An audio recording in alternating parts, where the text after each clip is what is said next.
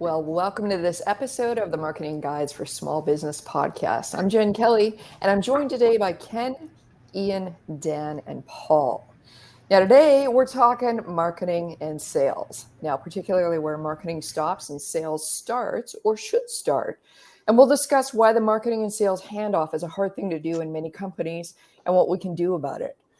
On the panel today, we've got 5 experienced marketing consultants, all with different views and experience on this topic, and we'll share what has worked and what hasn't. So 2 of us on the panel, myself and Dan, have incorporated sales experts into our own offerings so that we can offer sales and marketing services to clients. And we'll discuss how that's working out for us, for our offerings, and working out for our clients.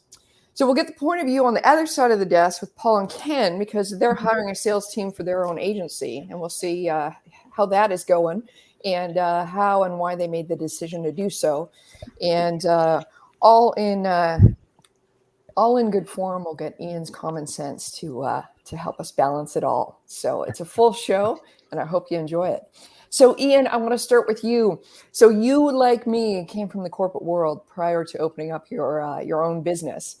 And you would assume, the big corporate guys would have marketing and sales, that handoff, that whole thing really smoothly figured out. But dare I say, it might not always happen that way.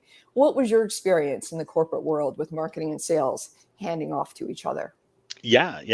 I think this is an awesome question, Jen. And it's kind of a funny question if you've been in the circumstance that you're asking me about.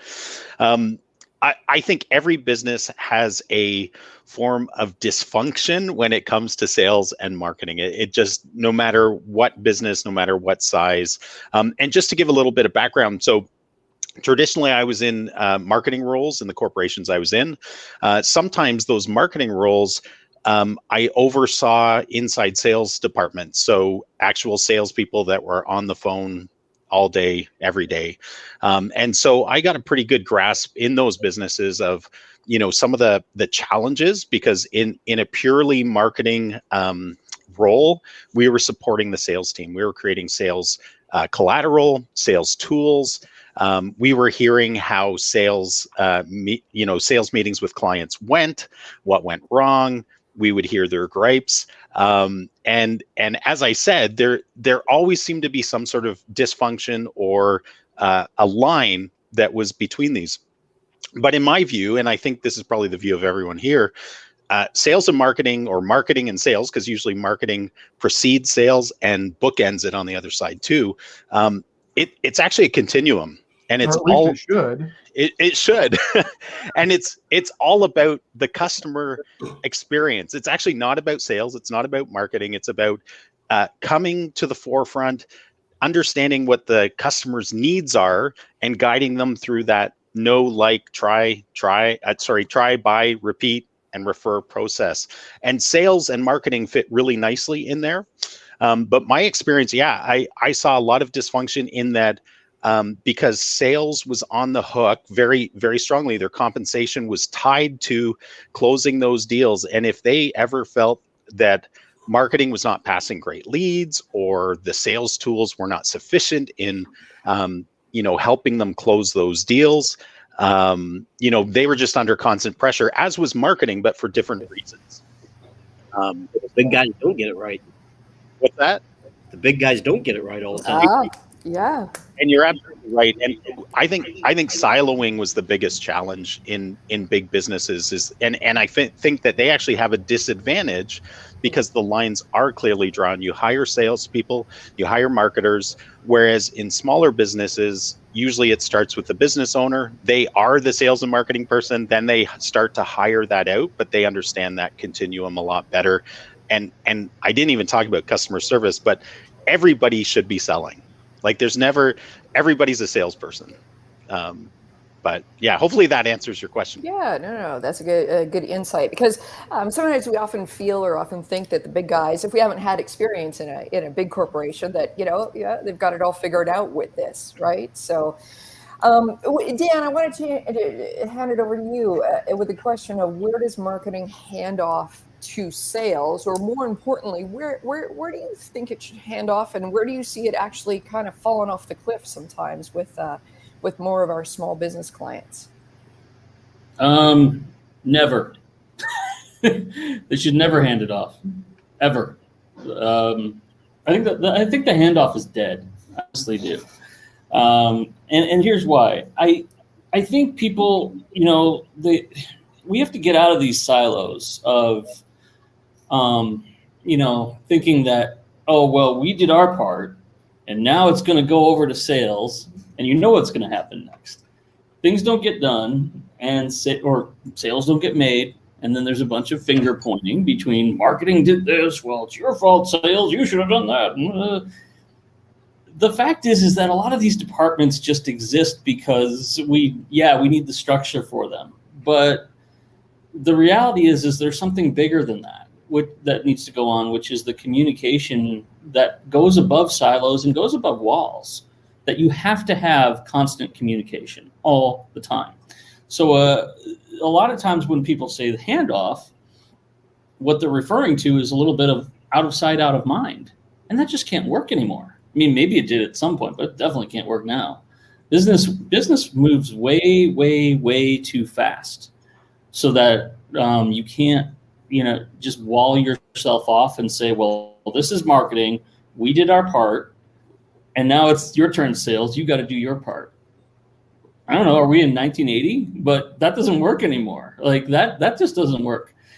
And it doesn't work here because the way that we do it is it's totally integrated in our every single week. I'll speak to this a little later on, but there's nothing I do that with our sales training person that isn't part of our entire methodology.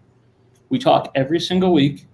She knows exactly what I'm doing from a marketing standpoint, and I know everything that she wants to do from a sales standpoint, but the methodology has to line up. And that's where everything falls through the cracks in the current traditional scenario. There's always this, well, we did our part for the brand. Now you go do what we did, sales. Like that's bull. Like that doesn't work. Like if you're going to really support sales, you have to constantly ask them for marketing, hey, what do you need? What questions are you getting? Let's ask a little bit about what your things you've got your ear out there in the marketplace. You can help us create content all the time based on questions you're really hearing out there. So in that sense, how in the world could you just hand something off? You can't. It's impossible. You have to be able to say, every week we want to know what questions you're hearing. And if you have some other things that we've talked about in the past on this show, like some of the customer service things that tend to come in, you got to kind of work with them too and say, this is all part of the ecosystem. And walls don't exist. I mean, the walls exist on an org chart, but they don't work for this. No, handoffs are dead. That's my view on it.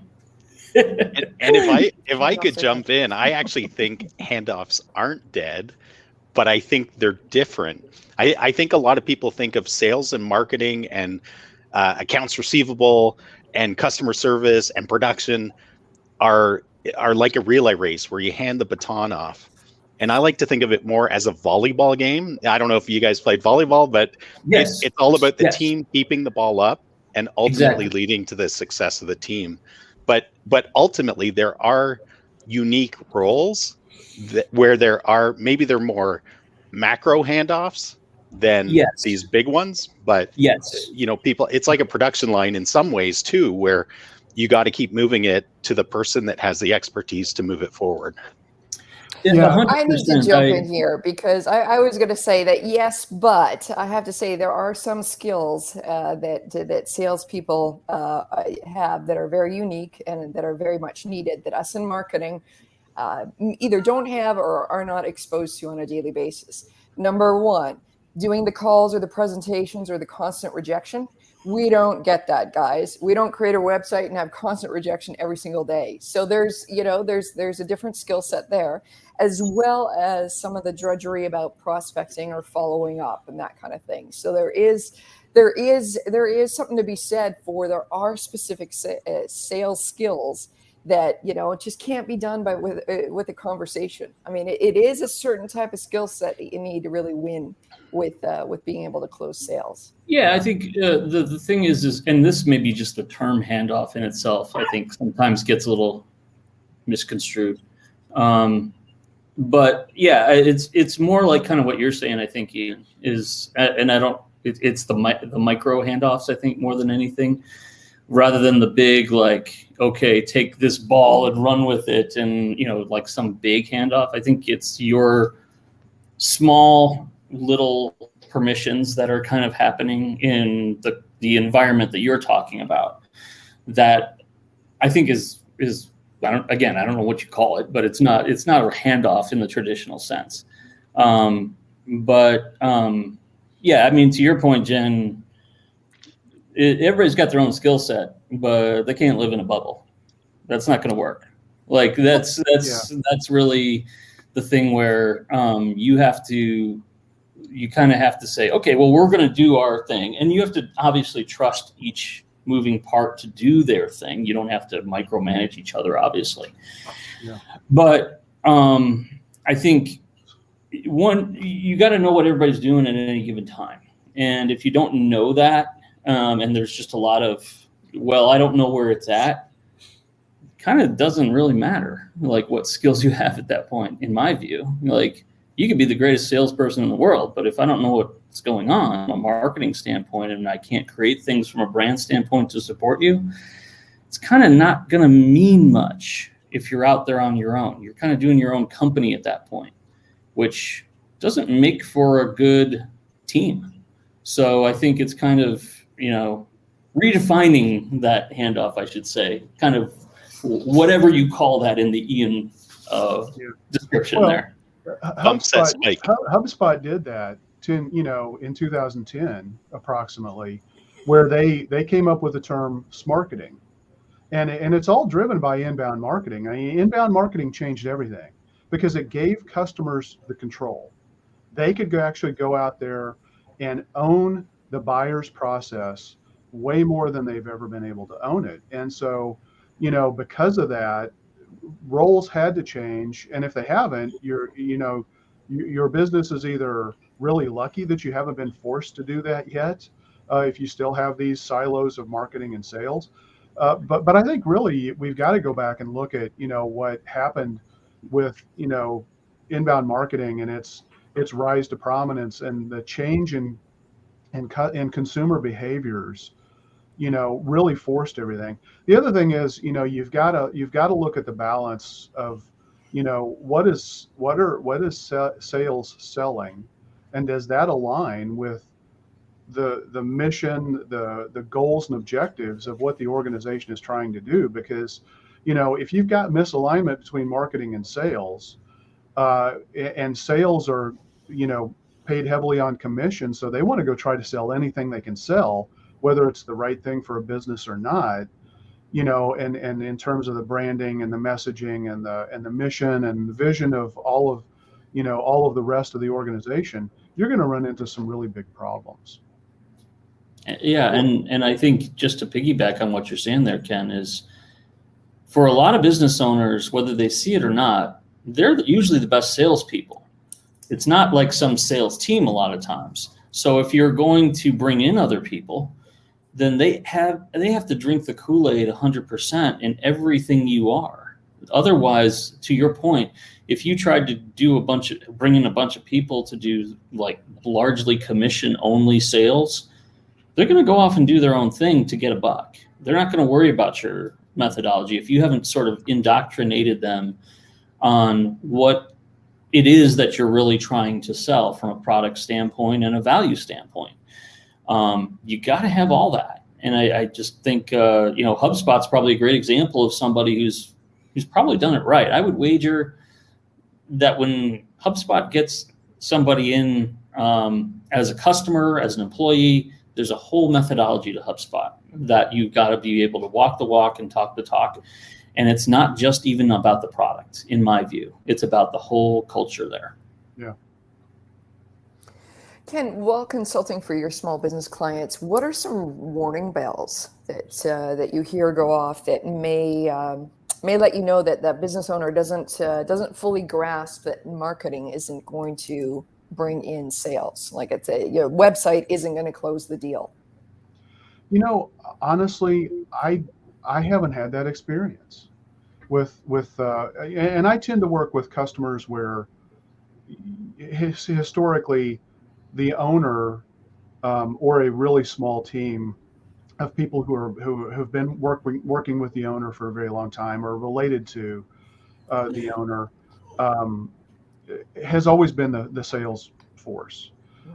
And so, I mean, I really can't speak to that a whole lot. Um, Maybe I'm fortunate, but their expectation is they need leads. They need the phone to ring.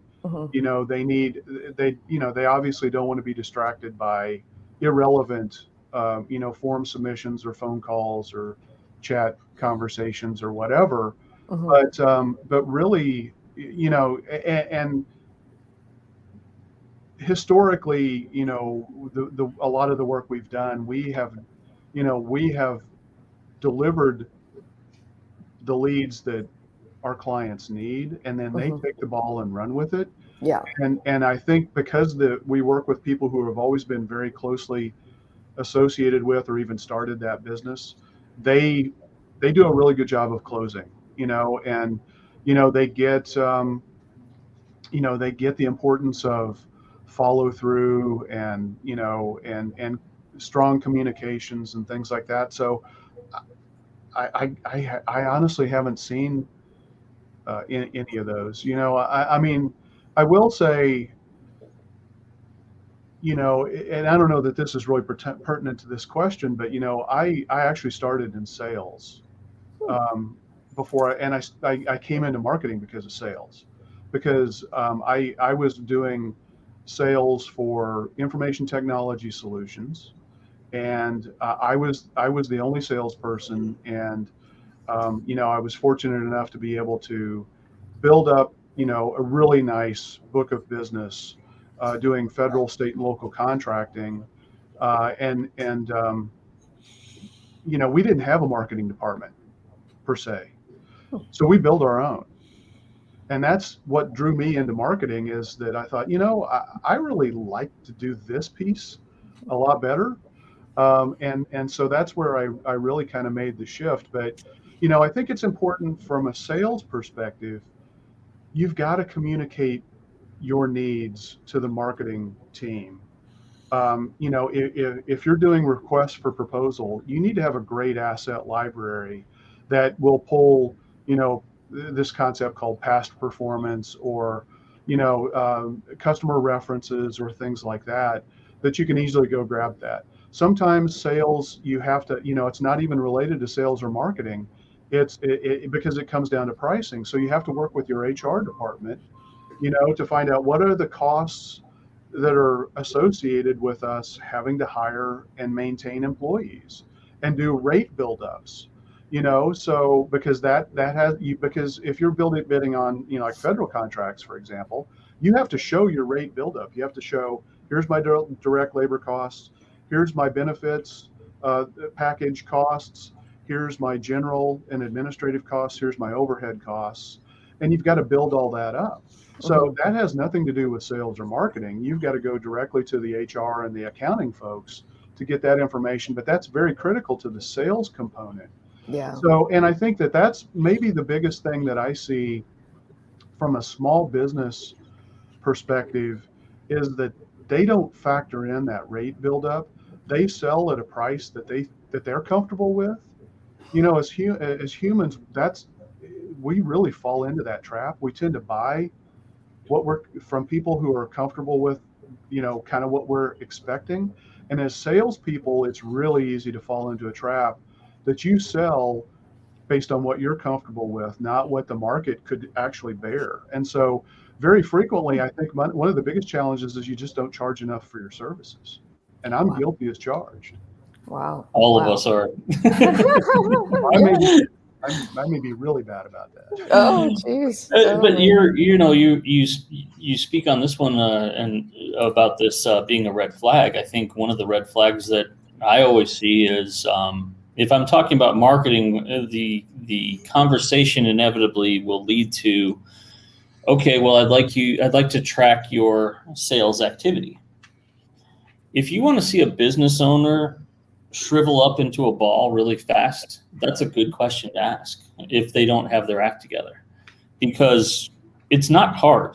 I mean, I'm not asking for even the person's necessarily the name of the person you met with, but do we have some goals that we would like to achieve this month? And it's just an Excel spreadsheet, and it's just tracking activity more than anything. Did you actually meet with people after an event? Did you do the number of one-on-ones that you were supposed to do? Did you have the presentations that you were supposed to have? Why or why not? Where did that fall off? And all of that is a shared, let's see why that is together. Sometimes I will get the pushback of, oh, I know what I'm doing. I don't need to. These guys are good at what they do. They don't need to be tracked. Bull. That's a bunch of baloney. I mean, like, no, you don't have the guts to track your own guys. That's pretty freaking pathetic. Like, track your guys. It's an Excel spreadsheet, damn it. Get in there and track them. And if they don't do it, don't like get in their face or something about it. Just say, hey, why did this thing not, we're looking for this. We didn't get this. Let's analyze this together. Marketing and sales. So if you can't track that, if you don't want to track that, then life must be good with marketing fairy dust where everything just works out and nothing gets tracked by sales. Because I don't know how that works. Because I'm not going to put up with it anymore. Like that's just something where I go, if you want to know what a red flag is, that's a red flag. That's a marketing will fix my life because everything else that I just don't want to deal with. And that's not a leader. That's not a leader. I don't care how many TED Talks they gave. I don't care how many books they've written. That ain't a leader. That's somebody who wants to run and hide. And that's the red flag. Wow.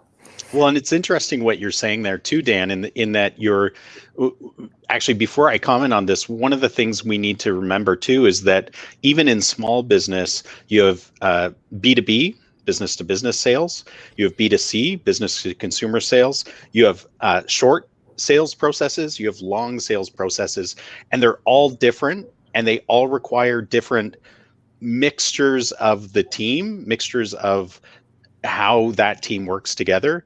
But one of the things you said, Dan, I couldn't agree more, is talking about the sharing of data, because you have to remember we're talking about one customer, like a person or a team of people from a business, depending on the type of service or product you're selling. And all they care about is that they're treated like a person respectfully, that they're not sold to outright, that they're actually presented with a solution to the problem they have. But from the company side, from our side or from our client side, they have to have some sort of data continuum so that when there are these transitions between, we'll call them transition stands, not handoff, transitions between team members, that there's data sharing, because your customer intelligence creates a better experience for your customer. And so we've all been on those calls where, especially with like a telecom or somebody like that, where you have to fix your address 800 times every single time you're on a call because their systems suck. And even though they say they're entering it, I hope but that's just kind of a pain point. But that's true in a lot of sales processes where when you transition between people, maybe it's a handoff to a technical expert to demo a software you're buying or something. If they don't understand what the previous person talked to you about and the information they gathered about your particular situation, just repeating that as a customer will soured the relationship. And so I think that's that data point that you brought up. I don't think you used that term, but to me, that's what I was hearing is so important, because as much as salespeople hate to put stuff into systems, I know I've seen it. It's who wants to do that? But how do you then communicate well amongst a team if the team doesn't understand the customer and their needs? Ian, you brought up something really interesting where, there are types of businesses that really don't need to have an external sales team. Restaurants is a perfect example. I mean, you don't want to ignore sales. Don't get me wrong. I'm not saying that at all, because, the people who are, providing you your food and all that, and at a certain level, I suppose, Would you like fries with that, sir? The wait staff, the wait staff absolutely has a role in that, but they don't need to do things to get people to come in. That really is marketing and advertising heavy. I think about, spas, are kind of that same way. Even medical professionals, they don't really have external salespeople to get people to come in, and they have to rely almost exclusively on their marketing prowess and, whether it's referrals, whether it's, their online reputation, and quality of reviews and customer experiences and, things like that. But that's really interesting. I never really thought about it that way. Yeah, and just to be slightly skewed from what you just said about medical professionals, one of the things I've seen with dentists is that when their team, even though they're not quote unquote salespeople, when their full team understands that the whole profitability of the business is to everybody's benefit, they might be compensated extra for upsells and stuff like that.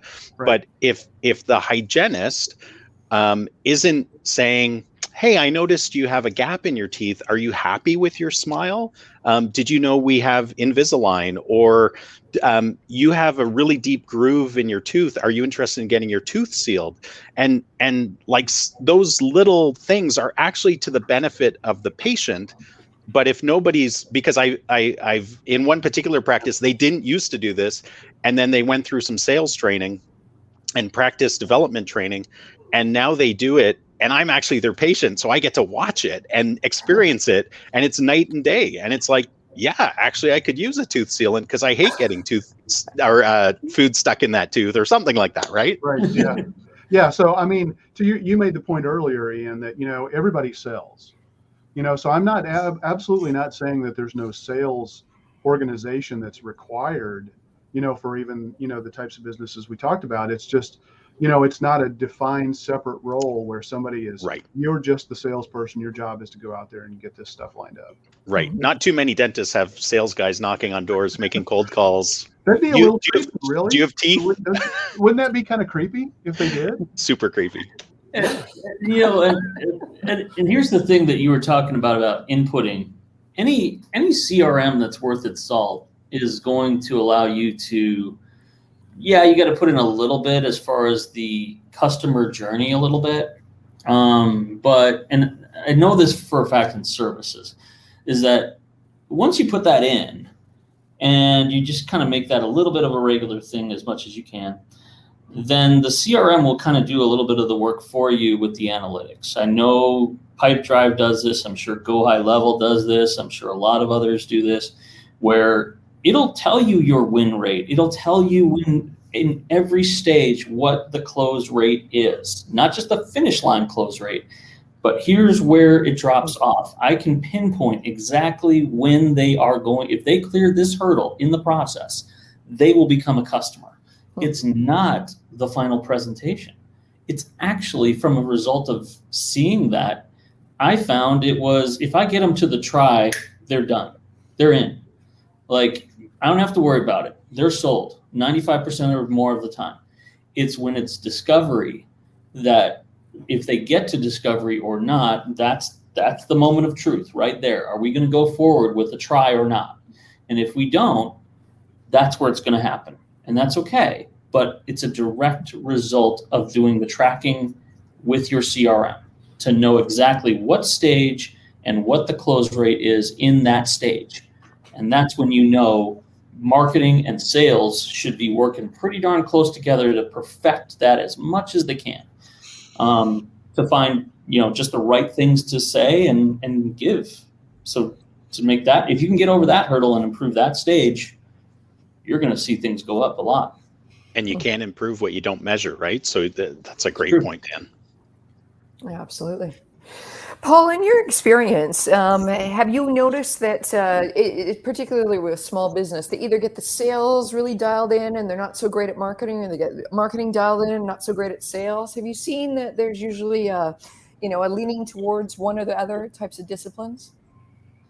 Yeah, like Ken said, a lot of times they tend to have the sales, because with a lot of our clients, it's the business owner. Mm-hmm. And it's the marketing part they don't really understand. There's some overlap between sales and marketing. We touched on this, but marketing is about generating leads and interest. It's everything that leads up to that sales process. Marketing isn't sales. It's two different things. And sales is getting someone to purchase your product or service. Marketing is everything that generates the interest, answers the question, why should they work with your company? Why should they purchase your product as opposed to a different, why should they have you paint their house instead of your competitor? That's marketing.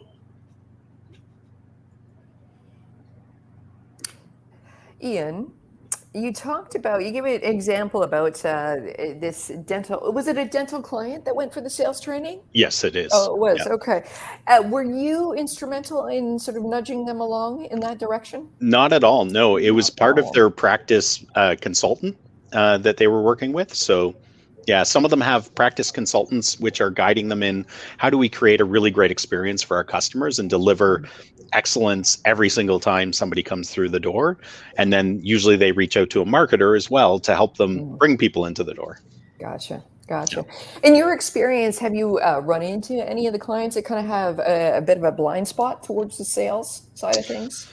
Yeah, I mean, again, it's a whole continuum, and every business is different. But one of the challenges, I think, is that depending on the size of the business, you either have a dedicated sales team, or you have a nuanced, I would call them technicians with sales added to them, meaning they go out, they service the client.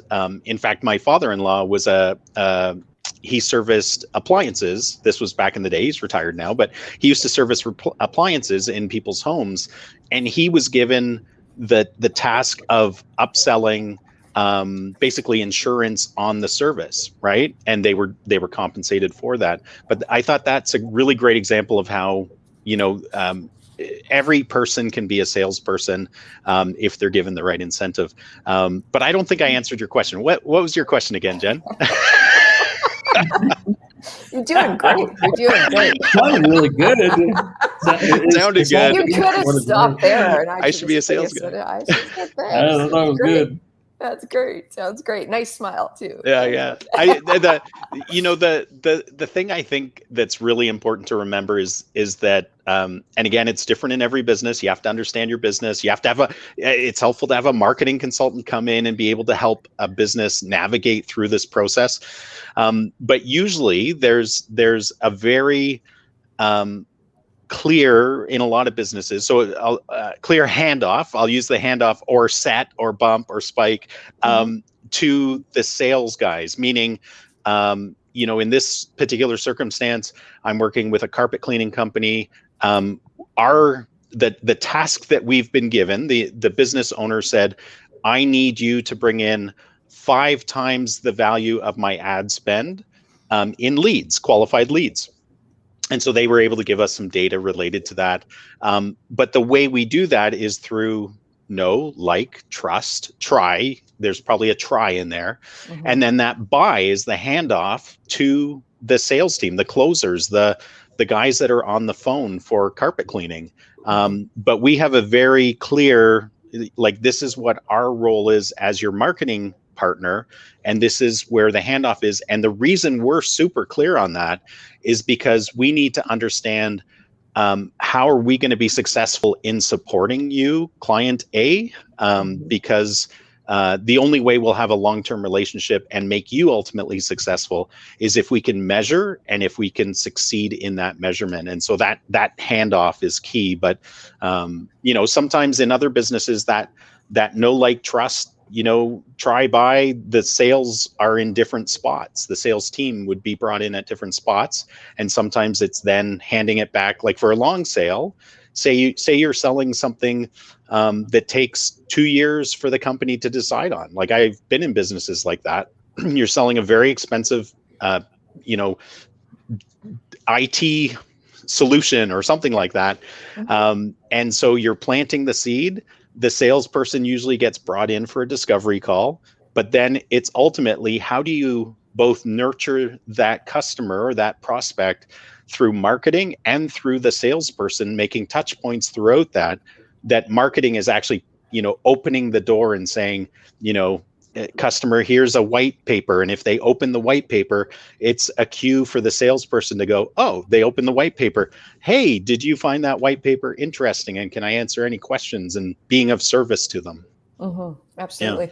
I was going to ask you a little bit more about just even in the dental clinic. So it feels like there would be an oscillation between marketing and sales. So it brings the lead in. Okay, we get the appointment.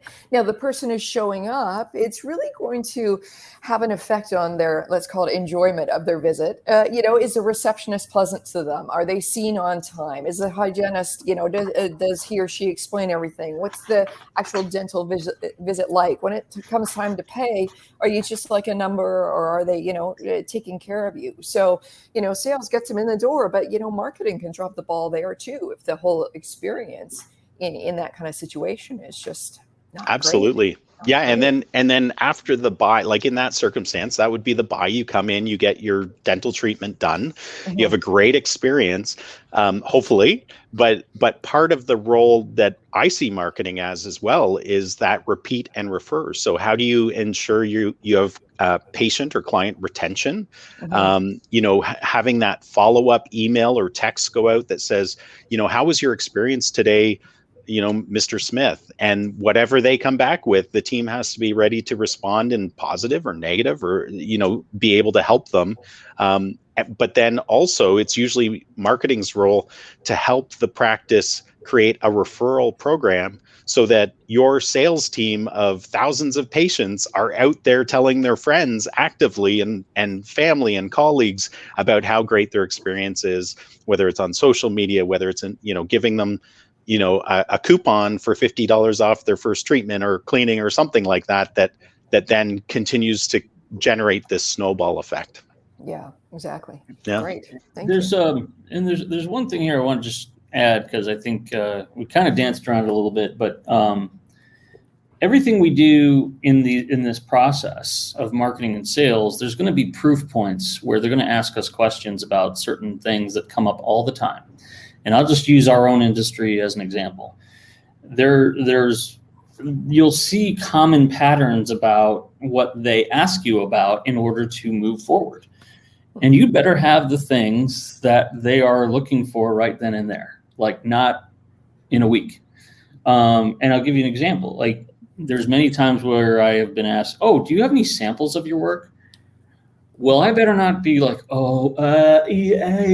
like, no, that's pretty bad. I better be able to go on somewhere where I have a repository of those samples, and I can just kick them right out within an hour. If I don't have that, I better get my ass in gear and get that thing up, because it's going to happen again. If it's, I need references.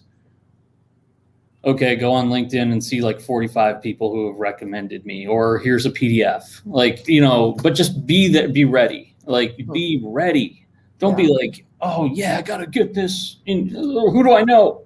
You better have that ready. If it's a proposal, the biggest waste of time is putting together a proposal. Put a damn template together. Get it ready. Change out the names. You do the same products, the same set of products probably. Change it out. It's okay. You can do a little bit of customization.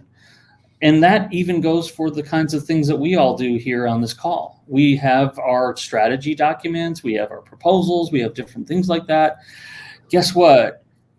Some of those things overlap, and that's okay. Like, it's going to come up again. You got to be ready for all those things, because they just waste time if you're not ready to have those things in a row.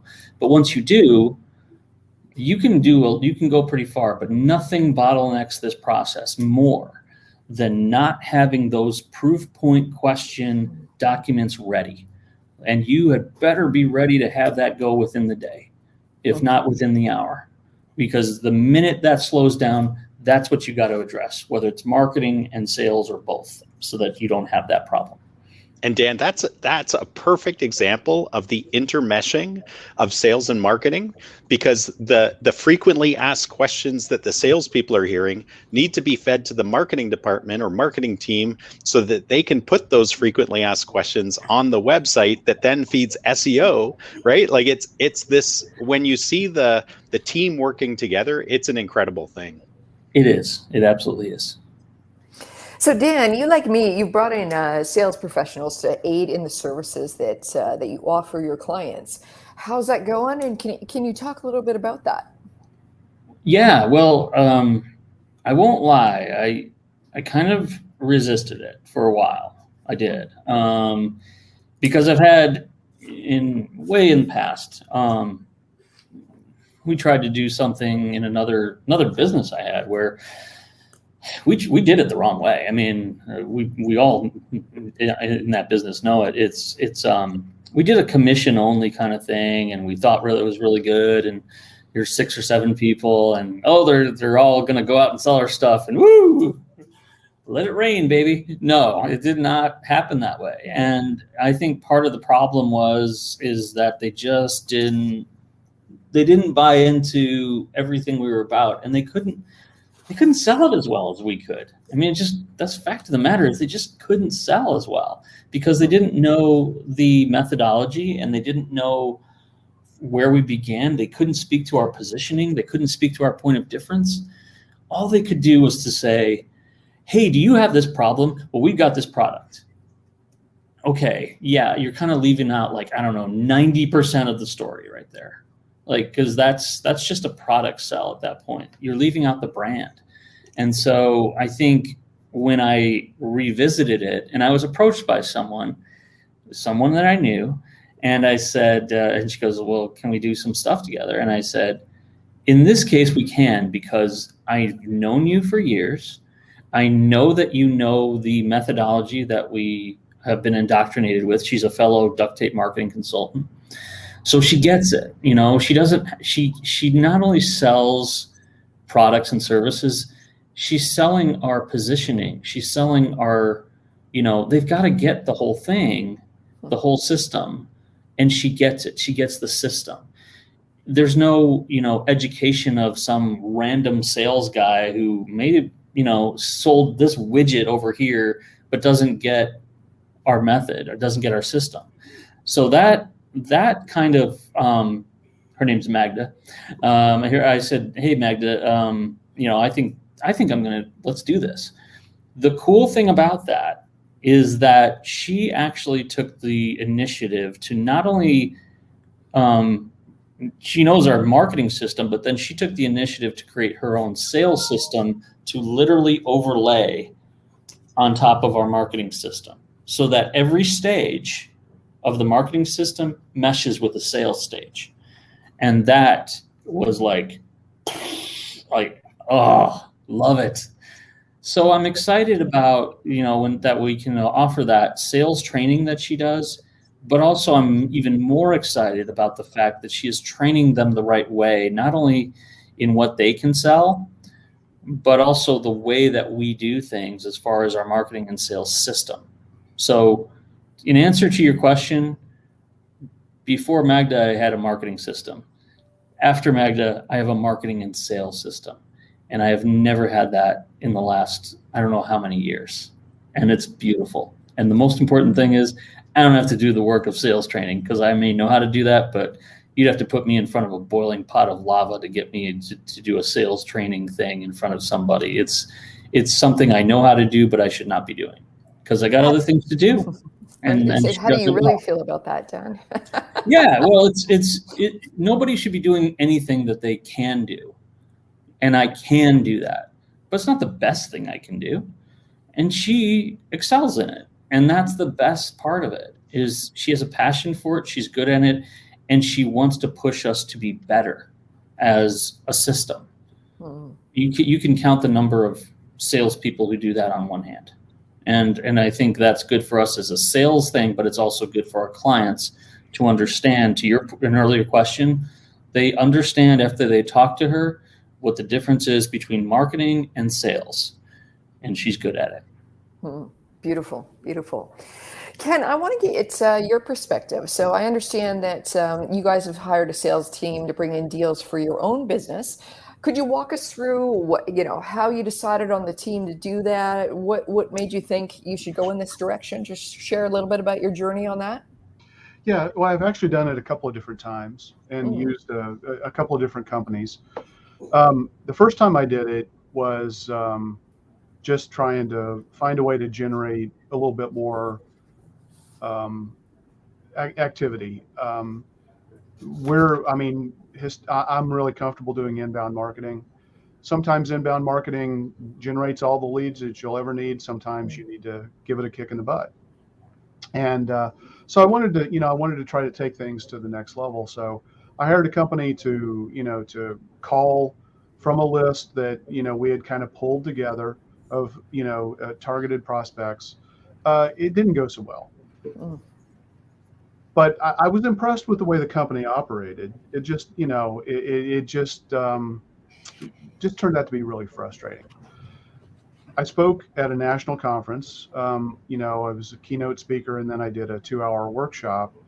And, the people who attended that knew me very well because I'd also done a lot of education, for that particular association. And so I didn't have the bandwidth to follow up with 1,000 people. So I needed to hire somebody to do some of that basic blocking and tackling, to call in, see what people had the interest. Would they be interested in having a conversation with me? In that case, I'm still the salesperson, but they're doing a lot of the outbound calling and warming up process for me to deliver, qualified, meetings, to where we can have a conversation to see if we're a good fit. That worked really well. Then COVID hit and things kind of slowed down. But so now since then, I've got a new program in place. I'm really excited about. Too early to specify any results.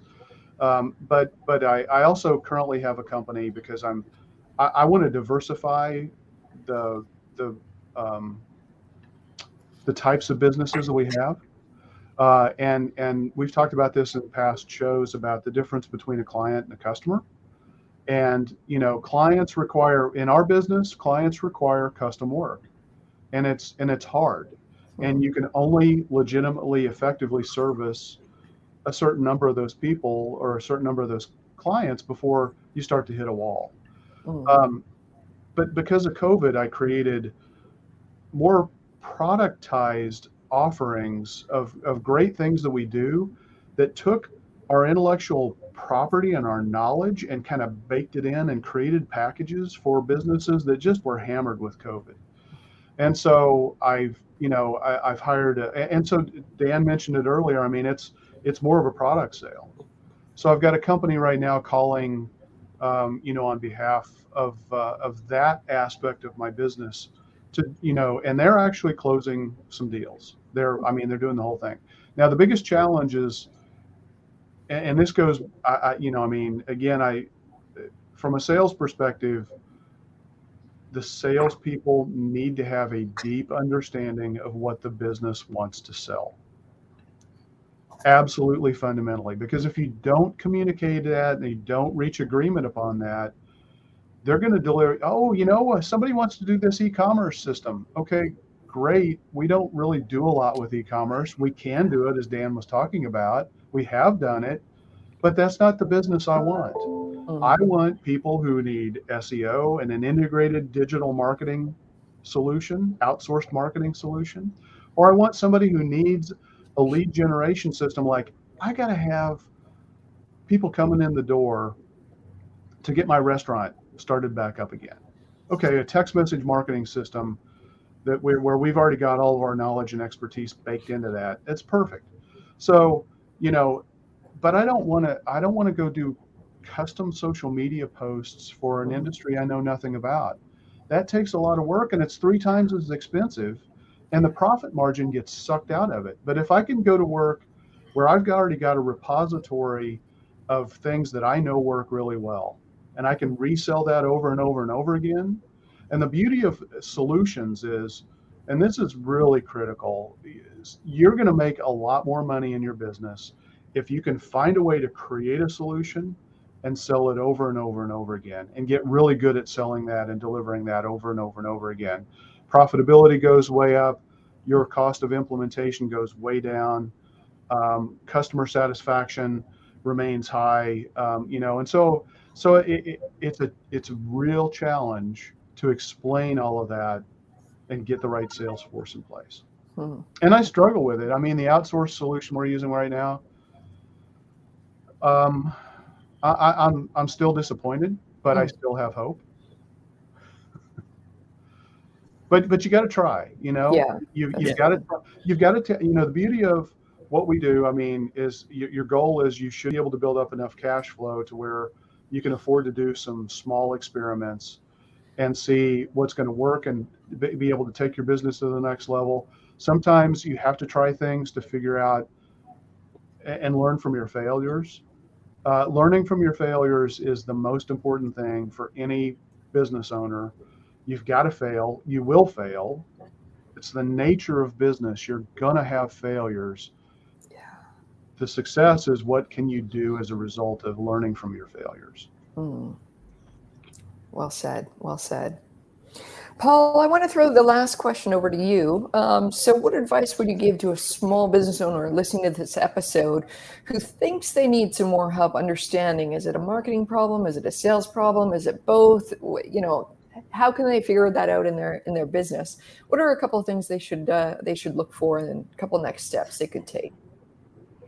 Well, if they're getting leads and calls and form fills and they're not closing those, that's a sales problem. Yeah. If they're not getting that, it's probably a marketing problem. And I think that a lot of small business owners, we've talked about this, is it, this shift to inbound marketing, not like it's something new, but there is a buyer journey, and the customer has more control. By the time a customer contacts a business, they've probably done 90% of their research. And so from a small business, from a marketing perspective, you have to get in front of them during the different stages of that buyer's journey. And that a lot of small businesses, I think, don't really understand how important that is. Maybe they do, but that's where you have to start, especially if you have, like I said, you have an issue where you're not getting calls or form fills, then you have an awareness problem, and that's where marketing can help. If you are getting calls and form fills and people aren't buying, then you don't necessarily have a marketing problem. You have a sales problem or some kind of internal problem that needs to be addressed. Or you're trying to sell something that people just don't want. True. Yeah. I mean, just because you can make it doesn't mean people are going to buy it. Oh, that's heartbreaking, isn't it? It is. It's one of those things that, it's kind of like the stuff that we do, though. It's I don't know, maybe it's easier for us because we create things all the time. But I think you kind of have this iterative, I can't say that word. Iterative. Yes. You know what I mean? The thing where you're constantly, that it's never like, voila, here's the curtain and it's perfect and we never have to change it. It's always changing. I mean, you got to just be like, okay, well, I'm going to just rapid fire prototype this thing. I'm going to put it out in the world. just before this call, we were talking about a service offering I put together. I don't know if it's going to be good or not. I mean, I could put it out there and maybe like 2 people like it. But you know what? If I get some feedback and they go, yeah, what would be really good is if you added this. Okay, then by the end of the day, I'm going to put it on. Like, I mean, that's just the way that I think this stuff works well. And the more of us that can do that. What's that? What's that? Or if you can sell it for $100,000, you only need 2 that people, too. right? Oh, that would be nice. That works. That works well. Well, great. Guys, thanks for joining me today in our conversation about marketing and sales. It's probably a good place to wrap up. So thanks for listening, and we'll see you again next week.